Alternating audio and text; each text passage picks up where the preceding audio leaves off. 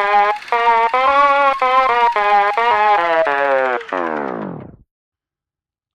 boy. Y'all got me up. I mean, it ain't super early. It's about time to be up, but the discourse that y'all got going on these social media platforms, X, TikTok, especially amongst us black folks. So just to preface this real quick, this is going to be towards the black folks. If you have a different race, if you want to learn something, you might want to stay. But if you don't really care about these black issues, you should go ahead and take your leave. It's cool. But y'all got me up early, on a tangent, on a rant. So I figured I'd come in here and talk some shit. I mean, I see a lot of us black folks engaging in this discourse about black men and college attendance, right? So before I say anything, I am a black man. I am a black college graduate. I went to the University of Central Missouri and majored in broadcast communications with a minor in macroeconomics before I transferred to the Art Institute of California, Los Angeles in Santa Monica, where I majored in audio production, recording, and whatever else falls under that shit. So you're talking to a college educated man, right? The discourse around this whole college attendance for black men thing, the fact that black men don't attend college is not what's bothering me. It's y'all going back and forth about it. So I want to address that first and foremost, right? The manner in which y'all, between black men and black women, the manner in which y'all speak to each other, I can't for the life of me understand how y'all think y'all ever gonna overcome always playing the dick measuring contest between who had it worse. Because that seems to be the central theme of the discourse that's going on between black men and black women on this particular issue.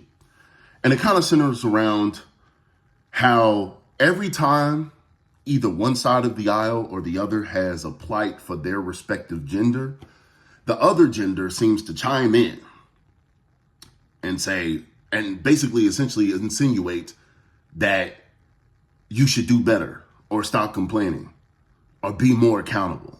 And this is where the foolishness needs to stop, okay? Just because one side of the aisle is speaking about issues with their particular gender does not mean you're invalidating the other side of the gender aisle.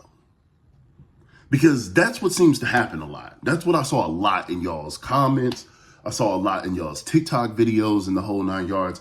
It seems to be speaking from a standpoint of, well, you should just go figure this out.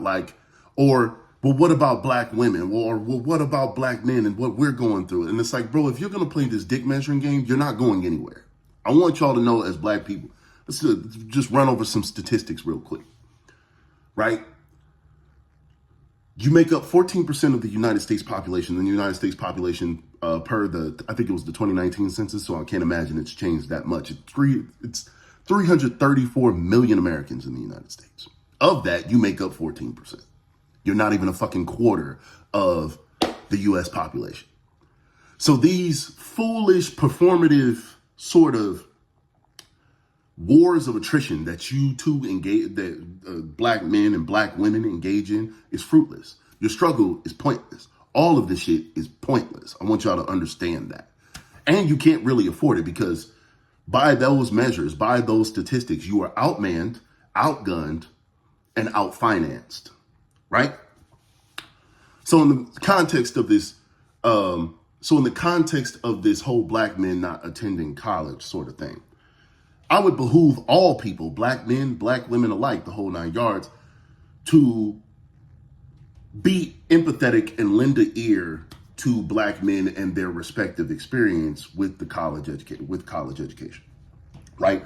Because I've done that, and what I'm hearing from a lot of you black men's stories is very peculiar, because it wasn't my experience. I was the rudimentary college kid played football, you know what I'm saying, the whole 9 yards. I didn't value education much until I got there, right? When I got there and I got into some of the electives as part of the college curriculum, it opened my mind to all different possibilities. Now, that's not everybody's experience. Some of you guys' experiences are way drastically different than mine. And that's another thing I want to talk about in this discourse between black men and black women. Y'all got to stop speaking to each other from the standpoint of all of us having the exact same experience, because that's a bunch of bullshit. It's not. Bottom line, it's not. Because what black men and black women have a tendency to do in this new modern era of discourse between us is we will try to paint each other's sides with a broad paintbrush. Like, motherfucker, if I'm from fucking St. Louis, Missouri, and a black man is talking about his experience at the University of North Carolina, where he grew up at, how the fuck do I know what the fuck he went through? That's what makes y'all less empathetic, is because y'all think we all have the same shared experience. But if you think we all have the same shared experience, see, this is the thing that blows my mind, is if we all so quote unquote have the same shared experience, why is it so hard for y'all to be empathetic to one side of the aisle or the other? You should want to be empathetic at that point since you understand it the most. But it seems like y'all doing the antithesis of that, which is fighting with each other about whose experience was worse. And that's what's blowing me. But to this conversation about the college education, a lot of men had a lot of differentiating reasons. And they, you know what I'm saying, they kind of centered around some central themes. The necessity of being a provider once you gained the level of independence. I heard that one a lot. That a lot of men had to be the man of the house, so I had to figure out how to get money fast. You would hear that one a lot. You would hear that theme a lot, right? And while that is very valid, black man, while that is very valid, it does put you in a situation where you are short-sighted. Here's why. And I'm not trying to be facetious. I'm not trying to be no hater or nothing like that. Because of the realm of your circumstances, in the sense of you having to be a provider at such an early age, now all of your aspirations and ambitions are relegated to right now. What do I need to do to make sure the lights stay on for tomorrow? What do I need to make sure to do? And because of that, my nigga,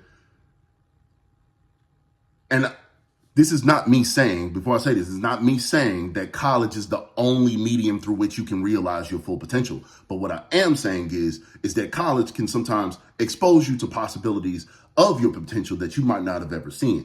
And because of that, and because of the necessity of being a provider for some of you black men out there, you know what I'm saying? You don't ever get to realize that potential. Maybe. Some of y'all have totally different experiences. Some of y'all right now are making more money than a college graduate ever would.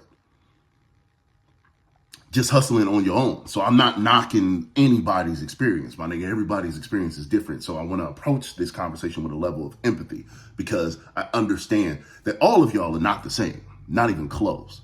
So for some of y'all, there's an air of short-sightedness, and this is, like I said before, this is not an indictment, just because of the realm of your circumstances. If you had to jump off the porch at 17, 18 years old, and you had to get into the workforce or hustle on the street or whatever the case, whatever you had to do to put, you know what I'm saying, food on the table for kids and whatever the case may be, then yeah, my nigga, like your options are limited. Therefore, your viewpoints might be a bit limited. So I understand that aspect. Some of you black men had very adverse experiences going to college. Specifically in the realm of how people responded to you being there on that college campus. And those experiences kind of pushed you away from the realm of standard education. And to that, I would say this is that we all understand as black men, there's a measure of struggle in whatever space that we decide, whatever space we pursue, right? And what I would say is that maybe we as black men need to come together more to talk about these experiences. So there's, you know what I'm saying, and champion each other through these experiences. So that way you're less inclined to leave the college campus because you feel like you don't belong, or because you feel like I don't fit in here, or because you're experiencing instances of racism or whatever the case may be in these places. So I'm gonna put black women aside for a second. No disrespect to black women. I'm just gonna specifically talk about us and what we can do as black grown men having these experiences, because most of these college campuses are, for the grand majority of us, are our first experiences in a world unlike our own, unlike what we're accustomed to. So now you're out here, you know what I'm saying, fish out of water. You come from adverse circumstances. You're looking around you and everybody else is just much more qualified than you are. And thus you feel this kind of like, I don't know if it's imposter syndrome or whatever the case may be, but you feel this lack of belonging because this ain't your world type shit. And that's okay. What I would say as a black man to all of you as black men is that you're going to have these experiences when you enter into realms, when you're trying to, like, here's the thing. Upward mobility requires uncomfortability.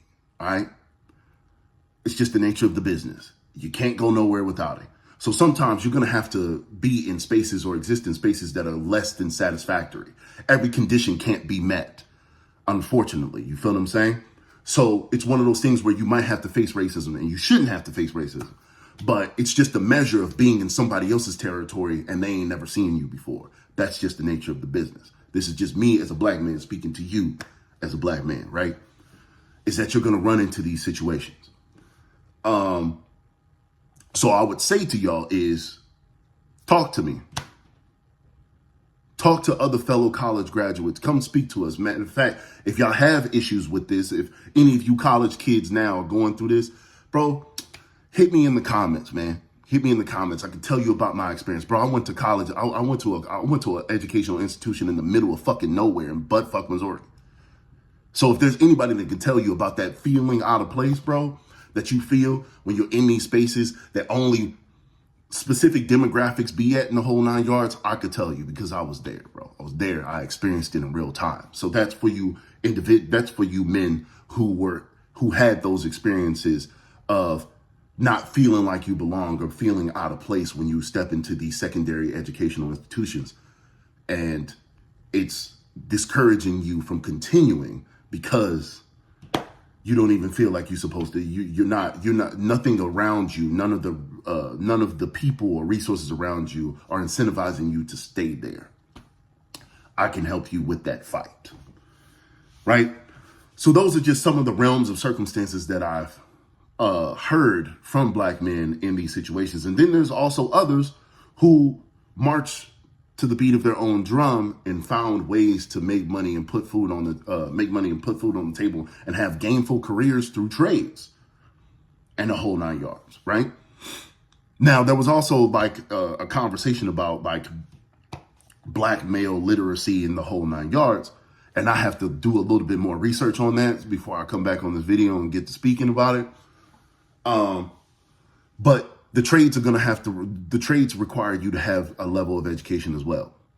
You're going to have to read if you're going to go in the trades. You're going to have to read at at an excelling level to get into the trades. But what I will say about this reading situation, right, is maybe we should start a measure of a book club that kind of centers around books that can actually teach you something. Like the psychology of money and things like that. Like engaging books that can yield a return mentally for y'all as black men and whatnot. Because I think that a lot of times as black men, we are often misunderstood because we do not kind of walk in the same lines as everybody else. We just don't do it. It's not our thing. That's why we're not really like team players, especially as we get older. As we get older, bro, as black men, we just want our own domain. We don't roll in packs, as Mel Gibson would say, a pack of niggas or whatever. That's just not our thing. You know what I'm saying? So the best way I feel as a black man to other black men to help y'all is to put y'all in front of some of the resources and some of the things that I've experienced, and maybe you can take from that, right? So some of the books that I have personally read Wealth and Democracy, History of the American Rich. I think that's something like, if you're one of those get money boys or whatever the case may be, that's a book you might want to read. You feel what I'm saying? What's another good one? Dang, I had another one. Rich Dad, Poor Dad. That's another one. There's another book that centers around art and how people make money off of art. So if you're one of these artsy types, if you're one of those artsy type of men, I'll get that book. I'll come back with that, but I forgot it. But Rich Dad, Poor Dad, that kind of that helped change my perspective on what I thought about money. Same thing with The Psychology of Money. I got to pull that up. But it's a book called The Psychology of Money. I forgot the author, and I apologize for that. But speaking to y'all as black men, coming from another black man, speaking to y'all is very different, because y'all have a tendency to march to the beat of your own drum. And it seems to me that the zeitgeist of society has a serious problem with that. It has a serious problem with the way that you carry yourself, because you're not easy to understand. Because y'all just don't go with the realm of the status quo. I have black brothers, bro. I have a black father. I've watched them in real time, in real life, and how they move and how they operate. So I do understand how standardized methods of education might not necessarily be as appealing. You know what I'm saying? But with that being said, I want to dispel the sentiments of certain people saying, oh, college is for lames. No, college isn't for lames. It's just an option. It's a way to go about doing things. It's a way to go about living your life. If you want to go that way, cool. It doesn't make you, you know what I'm saying? It doesn't make you less cool. It doesn't make you less gangster. Like, I think a lot of times, right, in our black community, we be so, because of the realm of our circumstances, bro, we're very attracted and attached to the train wreck, right? A lot of these kids, a lot of these millennials, Gen X, like, we're the children of the war on drugs. So for the grand majority of our lives, all we have known is dysfunction. All we have known is war and attrition and all this other stuff within our own ranks. So we almost wear the chaos and the trauma, right, and the dysfunction as a badge of honor. So much so that we think of other people around us, other black folks around us, as less than, because they don't have the same realm of dysfunction in their lives as we have. And that's, you know what I'm saying? That's a destructive perspective, especially if you're trying to come together for a greater good, because what you're going to do is you're going to do what you've always done, which is dick measure who had the worst circumstances. And that's what's happening with this discourse between black men and black women now when it comes to this whole black college education thing. Is now it's becoming this dick measuring contest of who had it worse.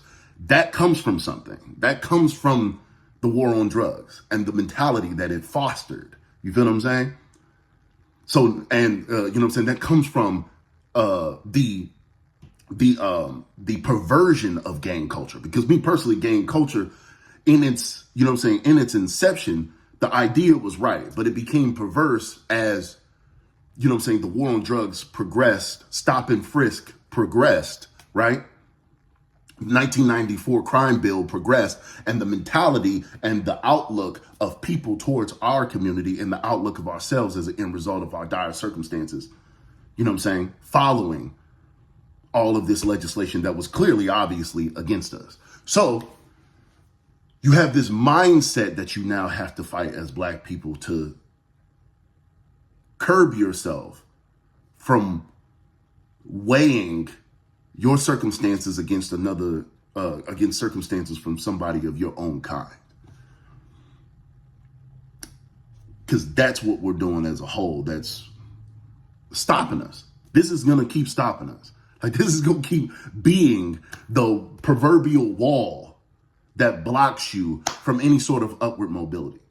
Because cool, my nigga, upward mobility, right? Black women go to school, they do their own things. But if we still having these discourses and these fights and these performative gestures and performative wars of attrition amongst our ranks, there is no upward mobility. It's just a couple of niggas who got rich. A couple of niggas who work for a job that pays them $100,000 a year and all, yeah, it's cool. But you can't ever lift the community up because, my nigga, you don't ever look at each other as assets. You're always looking at each other as enemies. And that's the big problem.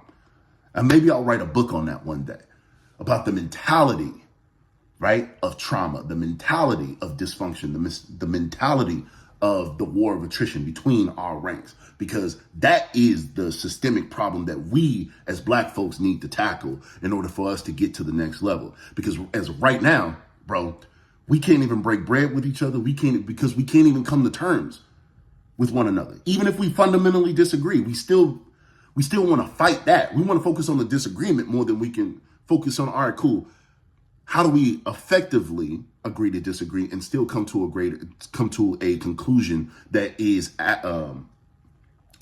amicable for all parties and beneficial for all parties?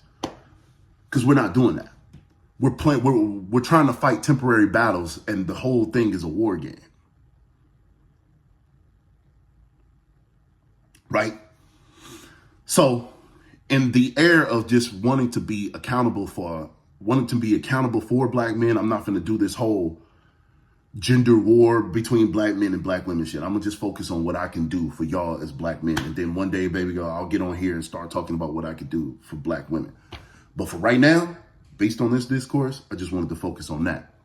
So I hope that helps y'all a little bit, and I hope that we start having conversations to get to the root and solutions, the root of a problem, into solutions that we can actually practice in real time, as opposed to just having this ongoing war of attrition between one another. Because before you can overcome, you have to have a mindset of overcoming. And right now, it's clear and obvious from what I saw for the last 2 days that we don't have that mindset of overcome. We have a mindset of, I should be here and you should be there. And like, it's all this tit for tat bullshit.